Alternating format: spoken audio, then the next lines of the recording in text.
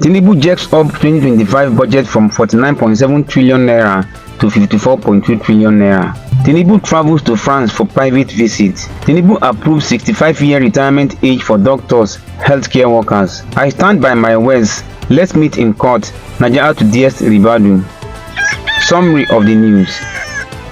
President Bola Tinubu has requested an increase in the proposed 2025 appropriation bill from 49.7 trillion naira to 54.2 trillion naira. This request was communicated in a letter to the Senate President Godswill Akpabio during a plenary session. The increase is attributed to additional revenues of 1.4 trillion naira from the Federal Inland Revenue Service (FIRS), 1.2 trillion naira from the Nigerian Customs Service, and 1.8 trillion naira from other government-owned agencies. The Senate President referred the request to the Committee on Appropriations for swift consideration, aiming to conclude and pass the budget before the end of February. Source: Daily Trust. President Bola Tinubu will depart Abuja on Wednesday for Paris, France on a private visit en route to Addis Ababa, the Ethiopian capital.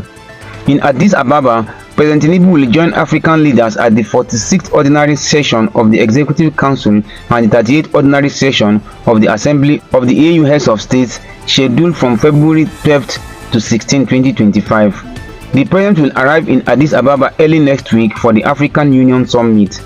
While in France, President Tinubu will meet with his French counterpart, President Emmanuel Macron. Source: Premium Times. President Bola Tinubu has approved increasing the retirement age for doctors and healthcare workers in Nigeria from 60 to 65 years. The announcement was made by Dr. Ribadu, the National Publicity Secretary of the Nigerian Medical Association (NMA). The Coordinating Minister of Health, Professor Mohammed Patti, has been directed to present the approval to the Council on Establishment for finalization. During a meeting with the NME and other health sector leaders, Patti also confirmed that areas from the adjustment of the Consolidated Medical Salary Structure (CONMES) are set for payment. Additionally, Tinubu approved corrections to consequential adjustments for both CONMES and the Consolidated Health Salary Structure (CONHES) linked to the new minimum wage. New tariffs for healthcare service providers have also been approved, benefiting private practitioners and nurses.